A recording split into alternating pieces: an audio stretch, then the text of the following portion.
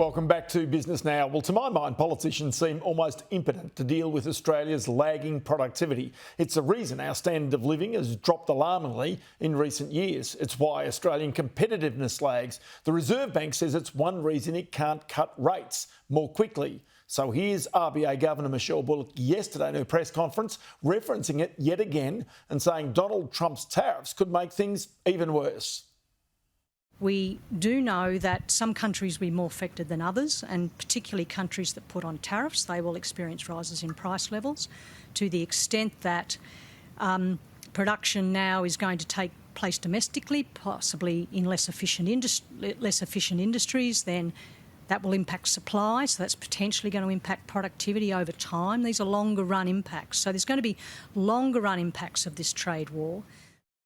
So what can be done? Let's bring in Amy Oster, CEO of a new think tank, the Policy Institute, who is in our Melbourne studio. Amy, many thanks for your time. I just want to go to this whole point because you kind of sit there and think this is a political problem. Is it a political or is it a community problem? Or is it really up to government to create settings that they seem that they're sort of politically too timid to really be prepared to take on?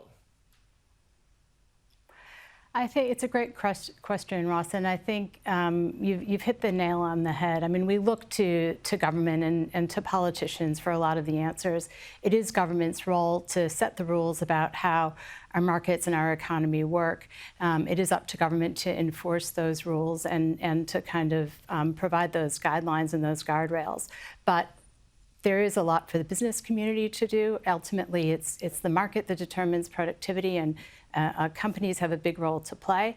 And when we're experiencing the degree of change that we have right now, and what Michelle Bullock was referencing is happening, especially in the United States, it's also up to the community to understand that our circumstances have changed and we might have to think differently. And so the interesting thing about productivity is everybody says, look, I'm working really hard. But the fact of the matter is the output is less as a nation for the effort that people are putting in. So lots of people are employed, but there's just not the output. There's not the economic growth from that. The question is whether that comes down to things such as industrial relations. Does it come down to infrastructure? Does it come down to tax policy? You know, it comes down to a whole range of things. But as I say, you need strong government to be able to tackle these issues without losing its own popularity. That's right. It is a whole range of things, and it's really complicated. And all of those areas that you mentioned do contribute to productivity. I think we need to, there's a couple of things to kind of focus on. One is, when we talk about productivity, we want to focus on long-term structural trends underlying productivity. The PC put out a report talking about the productivity bump, the bubble that we had during COVID. Part of that came about because of measurement issues where essentially you had closure of hospitality and tourism and entertainment. And that improved the productivity of the country because those are kind of low labor productivity sectors. Well, that's not how we want to improve productivity. We want to improve productivity by producing more with the same amount of effort.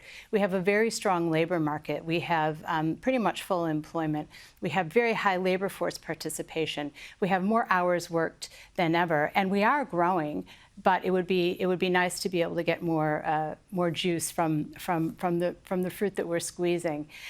Where we're going to look for those gains, it's in all of those areas that you mentioned. And I think it's important to recognize that there is certainly a role for the federal government in this, but as well for the state governments, because the policies in so many of those areas do sit at the state level. And I heard you just talking before about, for example, the housing market. I mean, I would say a big challenge to productivity in the housing market is land use and planning policies, and those do sit at the state level. So there is a role for everybody to play here.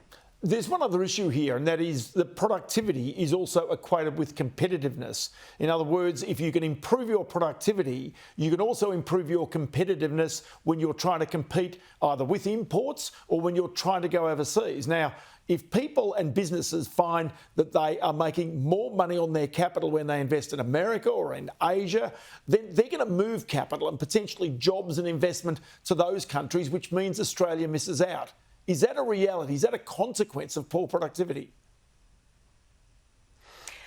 It can be, but I think, when we say competitiveness, certainly strength of investment is a sign of competitiveness because you're earning a strong return.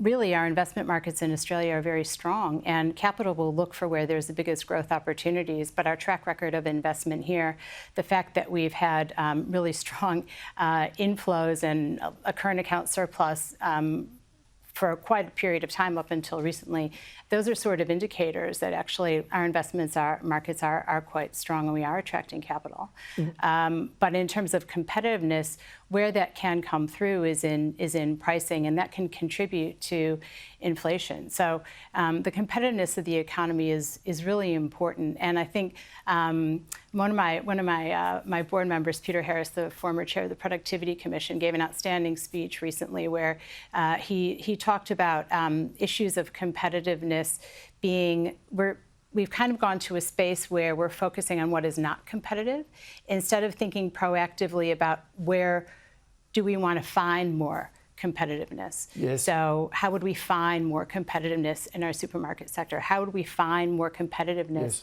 in building our infrastructure requirements? How do we find more competitiveness in utilities and in energy? How do we find that as opposed to how do we protect against non-competitive behaviour? Indeed. Amy Oster, I've got to leave it there. Thank you so much for your time, and we'll do it again very shortly. Thanks, Ross.